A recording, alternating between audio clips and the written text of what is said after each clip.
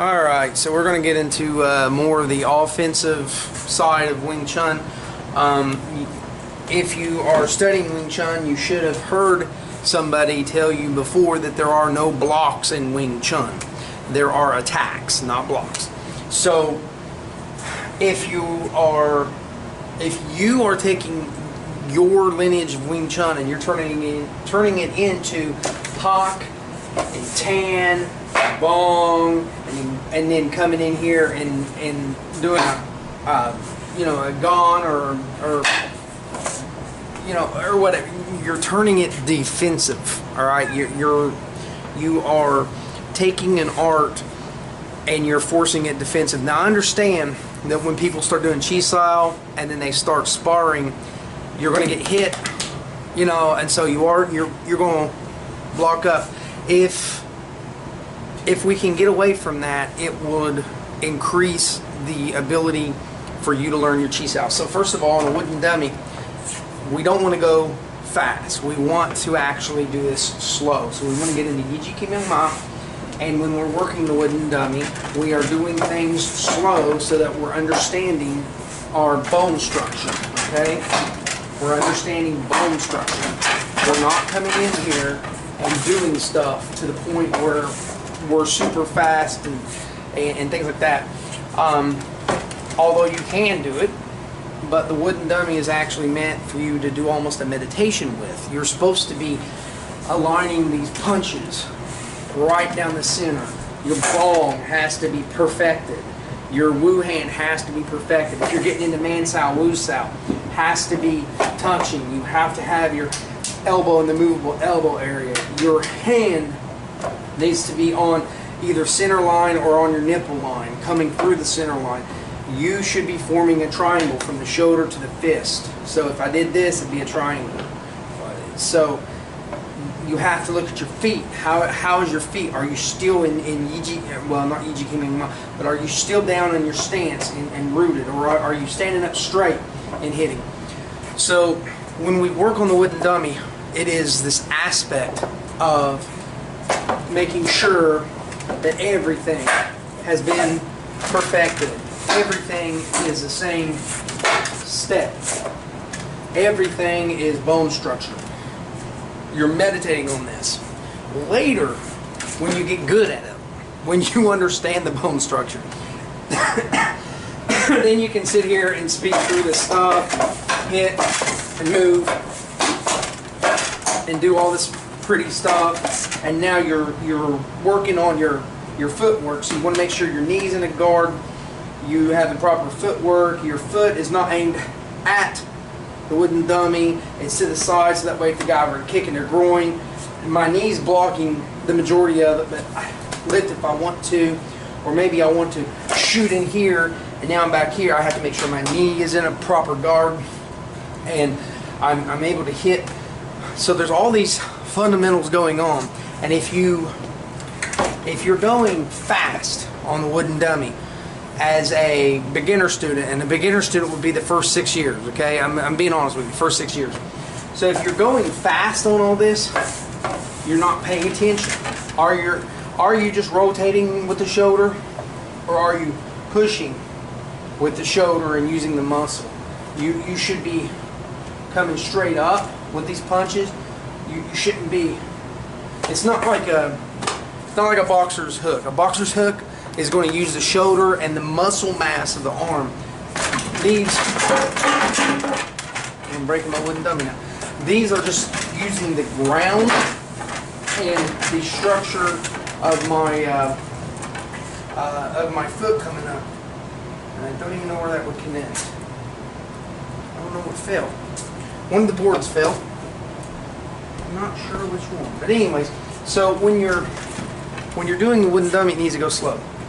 So the other thing is you want to get muscle memory. So let's start off with Tan Da rolling into a Pak Da. Here's the Pak Da. Here's the Pak Da. There's a Pak Da. There's a Bong. Tan. You are going to use your Pak, you're going to use your Tan way more often than your Bong. Your Bong, you should be doing it as a shift. See how I'm shifted? You don't ever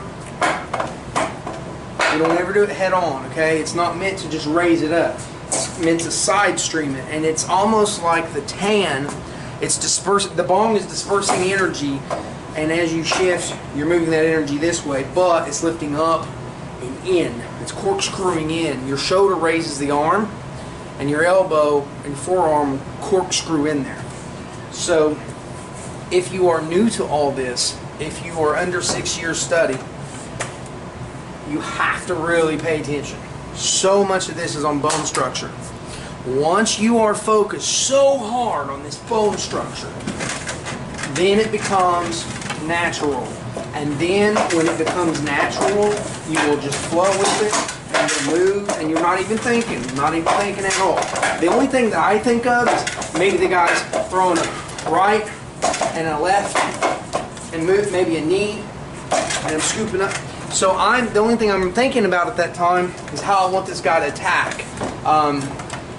So these motions, when you're learning, especially with the footwork, when you add the footwork in and you're just learning this stuff, it's going to be a pain in the butt. So at first, you may be, oh, well, you know, you're learning how to punch right. And then later, you're actually learning how to develop and move your body, your bone structure, so that everything is perfected. Once you train thousands of times doing the bong right, doing the tan right, doing the pop right, doing the footwork right, sliding in, doing the footwork right and all that, it becomes repetition, and repetition is what builds the muscle memory. So when you have muscle memory, you don't even think. You don't think. So this is why we have teachers on YouTube, and some of them are like, you have to have your elbow in the movable elbow area, your hand has to be in center line, at nipple line, you have to come in, shoulders have to rotate up, not out, and they're slapping you on the head, shoulders down when you're punching, blah blah, you know, and they're giving you all this. And then you also have the same people saying to visualize the third leg, the center of the mass coming through there, and as you move, you're just moving your center mass. So when you're moving your center mass, let me move. So when you're moving your center mass, and you're thinking that part, let's see here, hold on. Well, I'm trying to get this to turn right. Let's see here. Okay.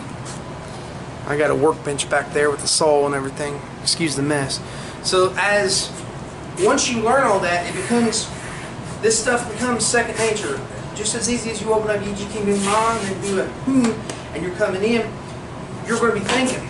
So this stuff right here is you learning. So you are learning to get that knee on that line so they can't groin shot you. Because if you're open here, groin shot big time. So you see people doing this stuff as they're coming in and moving. Later, it becomes more, and it's like they're skating. It's like they're skating and they're moving, crab staffing, moving, push over here now, whatever. And you're learning this, and it becomes more that you're just moving your center mass. Wherever I move my center mass, my legs go, man. But because I've spent thousands of times going Yiji King Ma, I have to put my foot here. Person is positioned there. I have to make sure that my knee's in the way of the groin. I have to make sure my toes and my knee are not pointed to the guy like they are now. Be to the side. I have to drag up my leg. I have to be able to squat down. Sometimes you're 50-50, sometimes you're 70-30 with your weight. I have to be able to shove off with my back leg. You're learning all this thousands and thousands of times, and then it becomes natural. You don't think about it. You don't think about it. You're just moving. So if you're screwing up the things that later on you're not going to think about, if you're screwing up tan and you're doing tan to the side, or you're doing wrong bong, this would be a wrong bong. If you're doing that thousands of times, it's becoming your repetition, becoming your muscle memory, and it's wrong. So when you're doing wrong like that, or you're doing tan and you're pushing out this way instead of coming in this way, tan is in this way. It's corkscrewing. Tan is corkscrewing. When you're doing it wrong, how you practice is how you perform. So then, once you've laid the foundation of doing this stuff wrong, and you're pushing your shoulder muscles, and you're using your arm muscle rather than the bone structure, you're just shooting it up, then you've created a wrong foundation, and now what becomes natural to you is the wrong way to do it. So when you're working a wooden dummy, go slow. Go slow and make sure you're checking where your positions are, okay? So I'm making sure that everything is online. I'm trying my best not to screw up things. Then, after you have about 6 years in Wing Chun and you understand things, you're going to start to develop this idea that it's a flow. It just happens. So as long as you have the good foundation, you're doing everything right, the flow happens. So now you're not even thinking about it, you're just moving around, you're doing whatever, not thinking about it. And for those that don't understand, this would be Tan Da into a Pak Da, okay? So that's what that is. Try that at home. You'll see how screwed up your muscle memory is if you're not used to doing that. Even people who have done Wing Chun for years, if they've not trained that way, with Pak Da running into the Tan Da directly, they'll screw this up. They'll screw this up. All I'm thinking about is this guy throwing a right or left, or maybe it's going to be a hook, or maybe this is a gut shot coming down here. That's what these are right here, okay? You'll see I'm sidestepping. That's either a gut shot or it's a really high, maybe kick to the gut. So, and this is not meant to like bash into them the way karate does. You know, no. I am hitting hard, and maybe I will hurt them, but it's still deflecting. And I moved out of the way, so this is going this way. So now, from this position, I have to realign myself to here. It has to be natural and normal to get that flow. Good luck training.